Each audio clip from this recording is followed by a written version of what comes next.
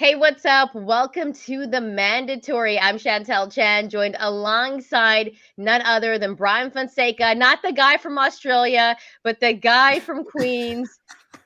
You have to watch the trailer to know that inside joke. We're not even an episode in because this is not officially an episode, and we already have inside jokes. So people need to get with the show or they'll be left behind. I know, and I'm about to create a handle that says it's Bryan Fonseca AUS, just in case, a burner account, just in case I want to say some shit that KD would say. That's what I'm going to be doing. But we got a lot to get to on the show, and why don't we just get right into it, because it was a really big weekend in boxing. Amanda Serrano becomes undisputed for featherweight champion. What were your thoughts on this bout? And most importantly, we got to get to what's coming up next as well, because they announced after the fight Katie Taylor and Amanda Serrano. But first, I want to get your thoughts on what you kind of saw that night. Yeah, it was at Madison Square Garden Theater, one of my least favorite venues, as I told you about that I've been to. Good for a fan, but terrible event to cover an event. I was not there in person. I will be at the next one in New York City, though. I will say that. Great fight, kind of what I expected.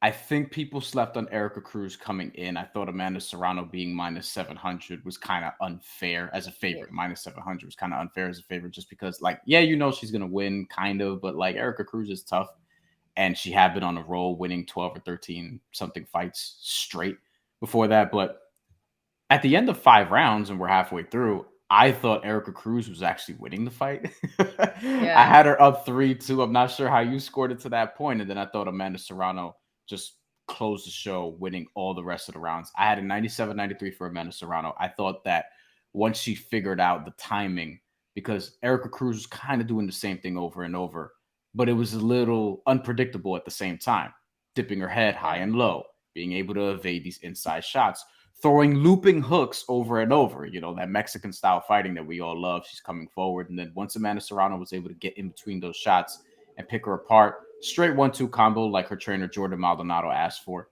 Just 1-2, keep it simple. And often when you keep it simple, that's how you win fights. 1-2, 1-2 over and over, added some movement. And I thought she was able to close the show and nearly dropped Erica Cruz on a couple of occasions, Chantal. Yeah, and you know what? Erica Cruz is tough as hell, and I had her winning this fight as well for a little bit, because Amanda Serrano, she took a lot of shots, man. She was getting hit from everywhere, and I'm not gonna lie to you, it wasn't a good look. At one point, I was nervous. I had it scored 6 rounds to 4.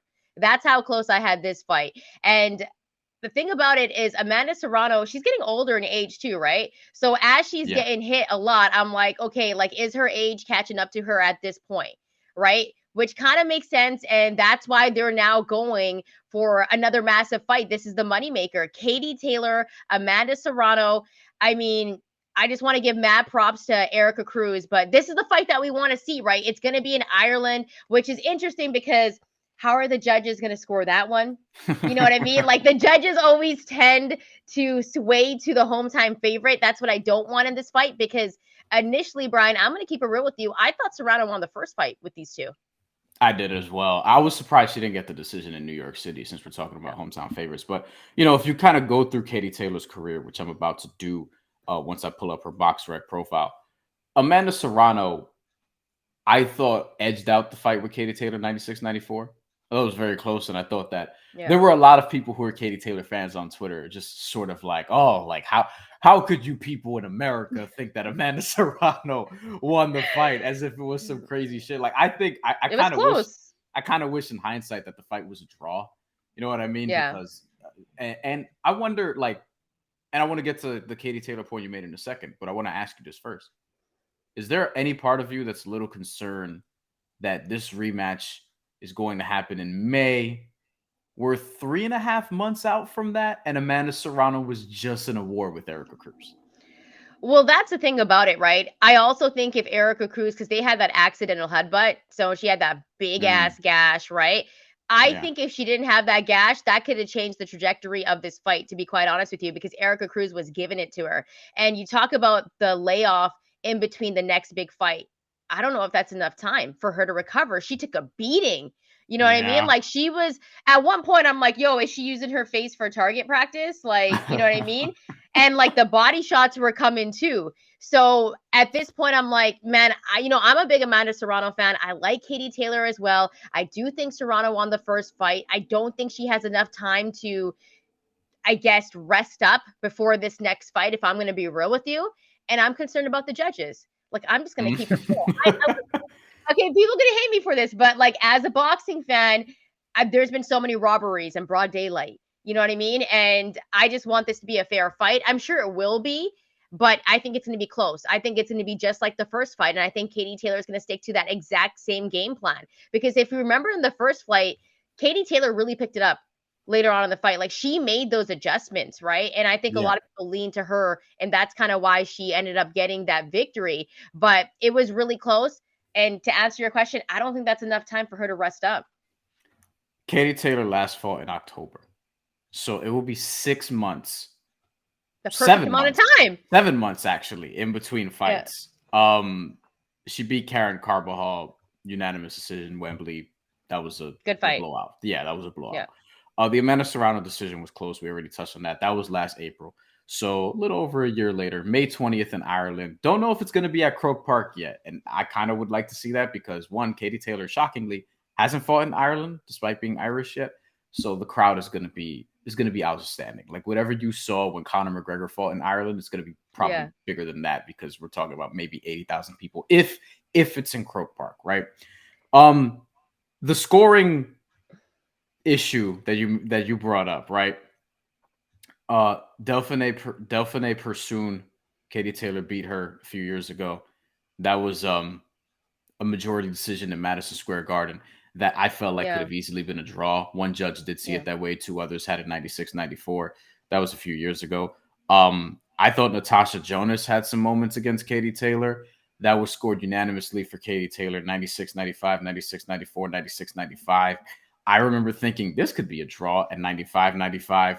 And this is something that I noted ahead of their fight the first time between Katie Taylor and Amanda Serrano. Is like Katie Taylor, like, she loses some rounds.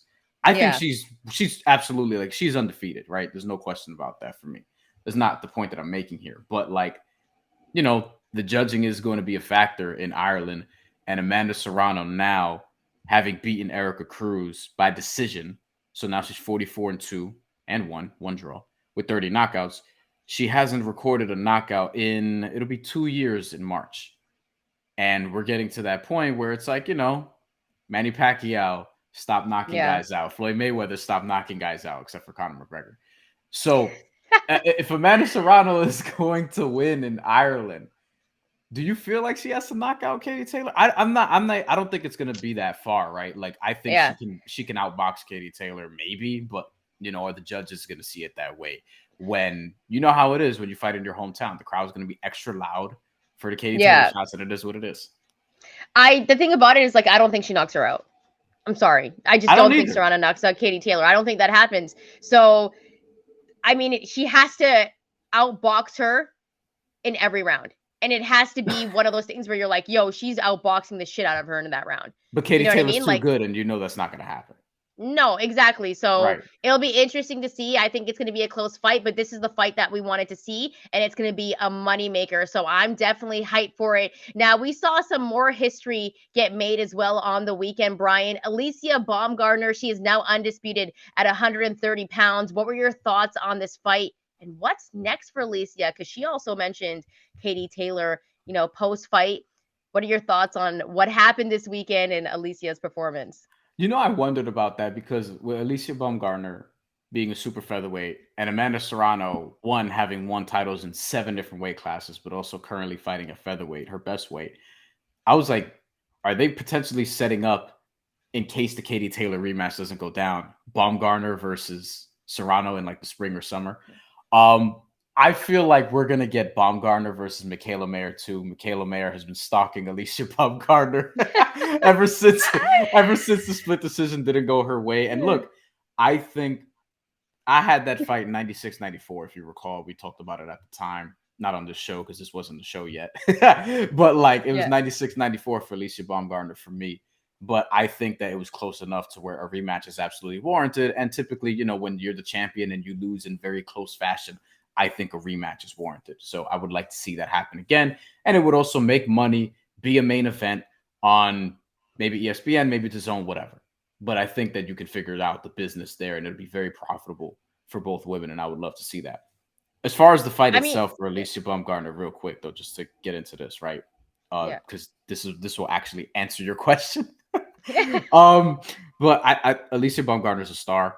I thought she had a lot of excellent moments in that fight. There were a couple times where she kind of punched Yeah. herself out, and I want to get your thoughts on this because she went for the knockout, didn't get it, which is fine, but it could have been dangerous if she was in there with a bigger puncher, Shantelle. That's what I think. I think this was a very tough fight for Alycia because let's be serious here. I mean, we know that she has the power, right? Like Mm-hmm. that's obvious to us. Like she has the power, but at the same time, like the only thing that's questionable, and I think a lot of people were saying this, was like her conditioning.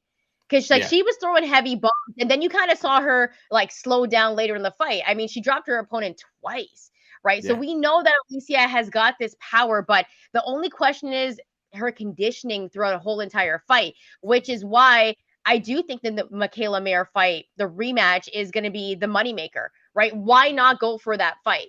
I think that one is the one where Alycia, and at the same time, yeah, put it on the co-main. Put it on the co-main for Serrano, Katie Taylor, right? That's what Sure. we wanted. Yeah. That's happened the first one, so let's see it for the second one as well. But I mean, I'm going to be real with you. I think Alycia Baumgardner can compete at like 147 if she wanted to, right? McCaskill's Mm. undisputed at 147, is she not? Yeah. Yeah. She Yeah, is. I think she beats McCaskill. I think she beats McCaskill. I'm gonna keep it real with you. No, I'm just saying her For power people is gonna listening, translate. the face No, I her just made. no, I think her power is gonna translate. Right? She's got skill, she's got a good jab. My only questioning for her is she gonna be able to keep up that conditioning? Because Jessica McCaskill too, she gets hit a lot. Like she takes Yeah, a like lot of hits, right? even before that, if we can like fantasy book this, as people say in Yeah, wrestling, and you have, let's say, Katie Taylor beats Amanda Serrano in May, which as a New Yorican, I'm not necessarily rooting for because Amanda Serrano means a lot to my people both in New York and Puerto Rico, but that's gonna be the favorite. Like if we had to set the odds, I think Katie Taylor is gonna be a less than 2-1 favorite, but like minus 180, something like that, right? And if she wins that, and let's say Alycia Baumgardner rematches with Michaela Mayer in like June, and she wins that, and then you have the two winners fight each other in November or something along those lines, October, whatever the case may be. I worry about the conditioning factor just because Katie Taylor is somebody who like she is gonna just box the entire way.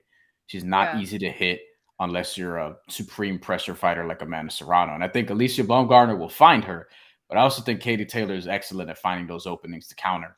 And stylistically, I wonder about how that hypothetical would go. Well, here's the thing. I don't think she like walks through Katie Taylor. I'm not saying that she is gonna beat Katie Taylor. You know what I mean? That's gonna be a tough ass fight. I wouldn't But favor I her, but I give her a yeah, chance for sure. I would for sure give her a chance. All I'm Yeah, saying is that I think Alycia Baumgardner's power can translate through different weight classes. I So agree. I think it's going to translate to 135. I think she could even fight at 147 if I'm going to be real with you. Now, the thing about it is Michaela Mayer moved up to 135 if I'm not mistaken. So when they do the rematch, is Michaela Mayer going to move back down to 130 or is Alycia Baumgardner going to fight at 135? Right? Is she going to move up If to fight at 135? Because the thing about it is we already know Katie Taylor, Amanda Serrano is going to fight. So the winner of that would be probably the winner of Alycia Baumgardner and Michaela Mayer too, right? it But would it make the depends what most weight sense. class they're going to fight at. Yeah, and let's keep it real again because Amanda Serrano said her natural weight class is like what 126, and that's the most comfortable that she likes fighting at. So that was another thing, like the weight class that they were fighting at when she fought Katie Taylor the first time, right? So I think the weight class thing is going to be real important. But I'm interested in seeing like I'll let you answer because I'm like rambling right now. But do No, you you're think good. that fight is that fight held at 135? Alycia Baumgardner and Michaela Mayer because Mayer just moved up. If I'm Alycia Baumgardner and I'm the champ, and if I'm going to defend these titles, then yeah, it has to be at 130. Like if Michaela Mayer wants the titles, then yeah, you have to drop back down. It's kind of how it goes. And I would say that that'd be better that way because you want to see it for Undisputed. You want to see the rematch at 130 for the Undisputed title. And then the winner can move up to fight Katie Taylor or Amanda Serrano if she were to beat Katie Yeah. Taylor at lightweight, right? I think that's the way like that should go. Don't do the the rumored Errol Spence, Keith Thurman, like we're gonna fight potentially at 154, which I guess for now is still a rumor, right? It's not official Yeah. yet. Even though Errol Spence has 3 welterweight titles, let's move up and do this at 154. You know, I don't want that to happen. I want like put the titles on the line. You know what I mean? I'm still somebody who like I care about championships, at least in some regard, right? Even though the sanctioning bodies can be a little bit questionable, for lack of a better, or for to put it nicely, in terms of how they operate.